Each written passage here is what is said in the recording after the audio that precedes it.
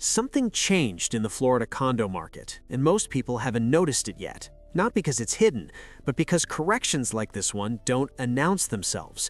They start with a listing that sits on the market for 47 days instead of 12. Then the seller drops the price by $15,000. Then a neighbor does the same. Then a comp resets, and before anyone calls it a correction, the math has already shifted. In August 2025, the median condo price in Florida fell 8.1% year over year, the sharpest single-year drop since 2010. That number matters, not because it signals panic, but because it signals a structural realignment that's been building for 3 years, fueled by insurance costs that doubled, HOA fees that spiked after Surfside, and a pool of buyers who simply ran out of financial room. This is not a crash, it's something more methodical and, in many ways, more durable. This is the market correcting for the distance between what condos are worth and what buyers can actually afford to carry every month. We're going to walk through 10 Florida cities where this correction is most visible, most measurable, and, for buyers watching carefully, most interesting. Starting at number 10, moving toward the market that combines every single risk factor at once. Number 10. Punta Gorda. Punta Gorda never made it onto many investors' radars during the pandemic boom, which is exactly what made it attractive. Prices were lower, inventory was tighter, and the lifestyle appeal of Charlotte Harbor drew a specific kind of buyer: retirees, remote workers, people who wanted Florida without Miami prices.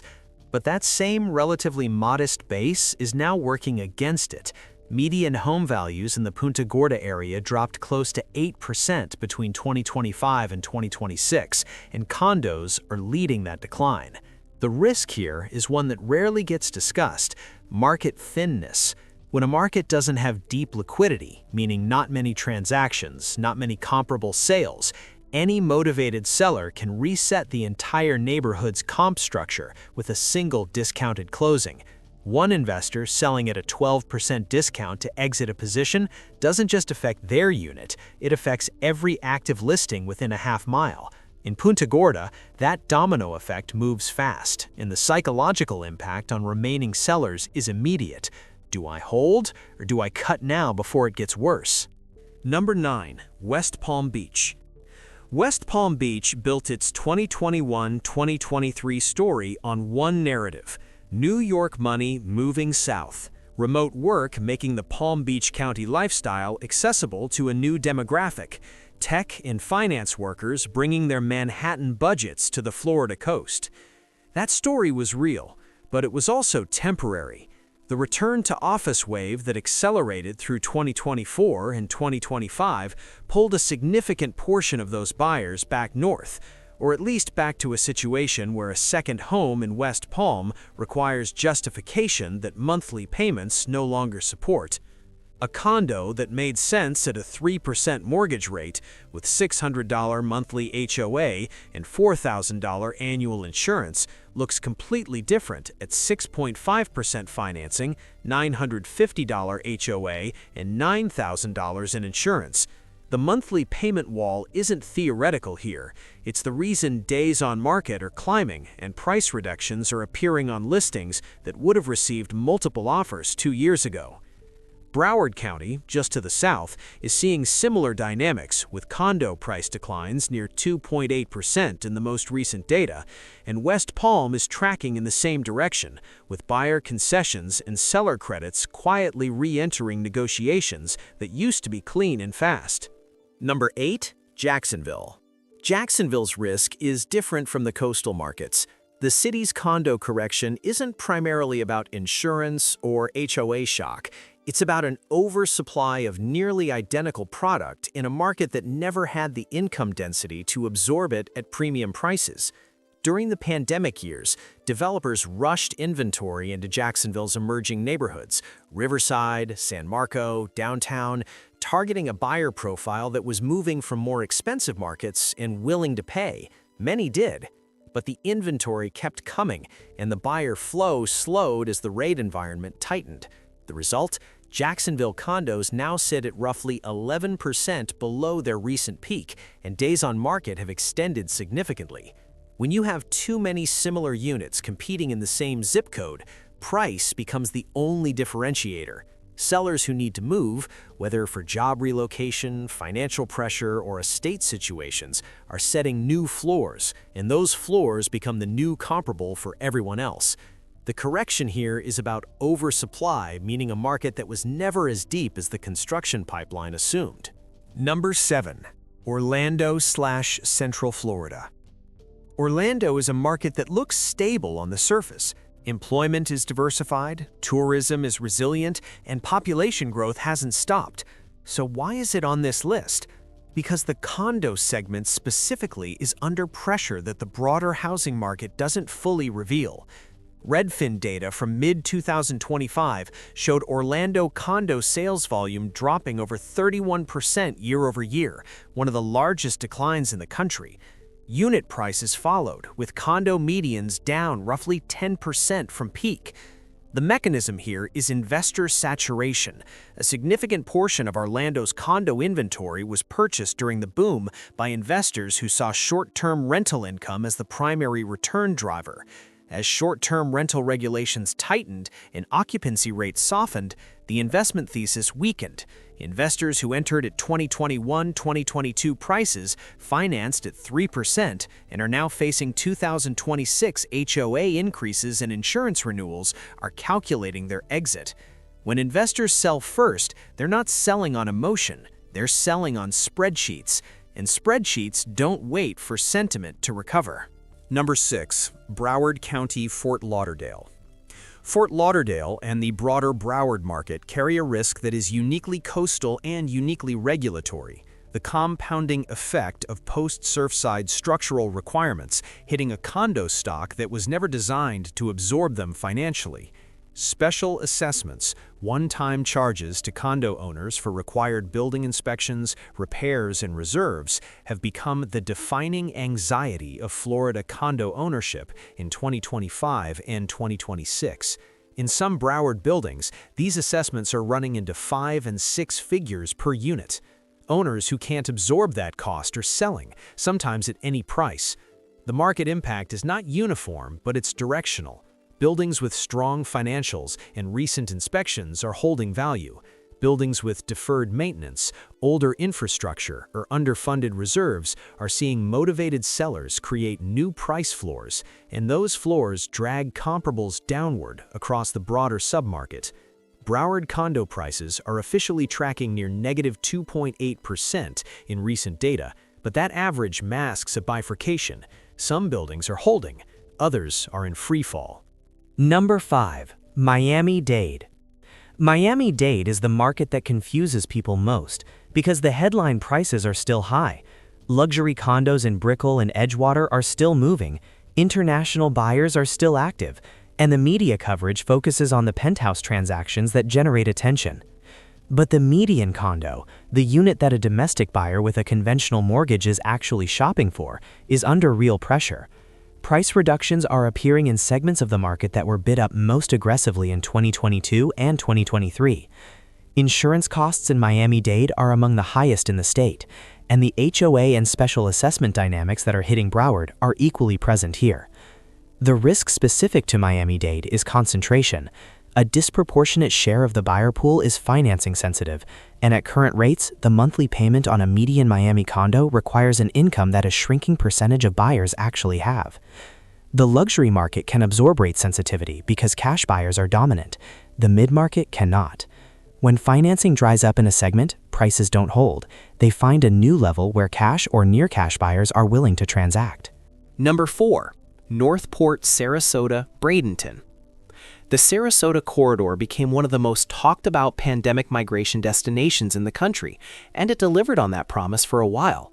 Arts culture, Gulf Coast beaches, a demographic that skewed wealthier and more educated than the average Florida market. The fundamentals looked solid. What nobody modeled accurately was the insurance shock specific to this coastline. Southwest Florida's exposure to hurricane risk, made viscerally real by Ian in 2022, has caused insurance carriers to reprice dramatically or exit the market entirely. The practical effect: carrying costs for a condo in Northport or Sarasota today can run 40–60% higher than the same unit's cost profile in 2020. Projections for this corridor show declines near 8.9% in 2026. That's not a rounding error. That's a structural repricing driven not by demand weakness, but by cost of ownership becoming untenable for buyers who modeled their purchase on historical insurance rates that no longer exist. Days on market in this corridor have extended noticeably, and price reductions are appearing at a frequency that suggests sellers are beginning to understand that their 2022 comp is no longer their floor. Number 3. Tampa, St. Petersburg. Tampa Bay is where the narrative of the Florida boom was written most clearly, and it's where the revision is being written most loudly now. St. Petersburg condo prices fell 16.1% from peak. Tampa proper is showing declines near 10.3%. These are not projections. These are recorded data points from 2025 market performance, and the mechanics behind them are layered. Tampa's tech and finance sector expansion attracted a buyer profile that stretched financially to get into the market during the boom. Those buyers are now locked. The golden handcuff of a 2.9% mortgage means they can't sell without taking on higher financing costs elsewhere. But they also can't absorb rising HOA fees and insurance renewals without financial strain. The result is a market where move-up buyers can't move up. Inventory accumulates, and new listings have to compete against a growing pool of similar units. The psychology shifts from "I need to act fast" to "I can afford to wait." When buyers wait, sellers concede. When sellers concede, comparables reset. When comparables reset, the next seller has to price below the reset, and the sequence continues. St. Pete, in particular, is seeing a wave of investor-owned condos hitting the market as the short-term rental calculus deteriorates. Those units compete directly against owner-occupied listings, creating downward price pressure that compounds the correction. Number 2. Cape Coral. Cape Coral represents the clearest case study in what happens when a market grows faster than its structural foundation. During the pandemic boom, Cape Coral was one of the fastest appreciating markets in the entire country. Prices in some segments doubled in 24 months. Investors flooded in, attracted by low entry prices and strong short-term rental demand. Developers responded with new construction, and for a while, the momentum was self-sustaining. Now the reckoning is visible. Cape Coral is projected to see price declines near 10.2% in 2026, one of the steepest in the state. The concentration of investor-owned condos means that when profit calculations shift, selling pressure emerges simultaneously from many units in the same buildings and neighborhoods. This is not individual sellers making individual decisions. It's a coordinated market exit driven by shared financial logic. Add to that the insurance crisis on the Southwest coast, the long commute reality that made Cape Coral's value proposition dependent on remote work flexibility, and an inventory level that continues to rise, and you have a market where buyers hold significant negotiating power and sellers are increasingly aware of it. The specific risk in Cape Coral is simultaneity. Too many sellers with similar motivations, similar unit types, and similar urgency competing against each other in a market where buyers don't feel pressure to decide. Number 1. The Southwest Florida coast, with Cape Coral at the epicenter. The number 1 position isn't a single zip code, it's a convergence zone, and Cape Coral sits at its center, surrounded by Fort Myers, Lehigh Acres, and the broader Lee County condo market that shares every structural vulnerability simultaneously. Here's the scenario that makes this the most structurally exposed market in Florida right now. Imagine a couple who bought a 2-bedroom condo in a Cape Coral waterfront building in early 2022. Purchase price $385,000. Mortgage rate 3.1%. HOA at the time $520 per month. Insurance $3,200 annually. The monthly carry felt manageable. By early 2026, that same unit is worth approximately $330,000 based on recent comparables, a paper loss of $55,000. Their insurance renewal came in at $7,800. The HOA raised fees to $890 per month following a mandatory reserve study, and the building's structural inspection, required under new state law, identified $2.1 million in deferred maintenance, translating to a potential special assessment of $14,000 per unit. They are not in distress in the traditional sense. They haven't missed a mortgage payment, but the monthly payment wall has arrived anyway, through the back door of carrying costs, not the front door of the mortgage itself. And their options are limited: absorb the increase, sell at a loss, or hold and hope. Multiply that scenario across thousands of units in the same market, all facing the same insurance environment, the same HOA reality, the same structural assessment exposure, and you understand why this corridor is number one. The correction here doesn't require a recession. It doesn't require job losses or a financial crisis. It requires only that carrying costs continue to rise faster than incomes, and that buyers, who can see all of this clearly from the outside, choose to wait. Every month they wait, the motivated seller gets more motivated. Every motivated seller who closes at a discount resets the comp, and every reset comp gives the next buyer slightly more leverage. This is how corrections compound, not in a crash, in a sequence. If you own a condo in any of these markets, the question isn't whether prices are falling. The data is clear on that. The question is whether your specific situation, your carrying costs, your timeline, your equity position gives you the flexibility to wait, or whether the market is already making that decision for you. And if you're watching this as a potential buyer, the more interesting question is, at what price does one of these markets finally make sense for your numbers? Drop your answer in the comments. Are you watching any of these markets? Are you a buyer waiting, a seller adjusting, or an owner deciding? The conversation in the comments is usually more useful than any single video. If this kind of analysis is useful to you, subscribe. We break down real market mechanics without the hype. And if you know someone currently thinking about buying or selling a Florida condo, share this with them. The data is there. The question is whether they're paying attention to it.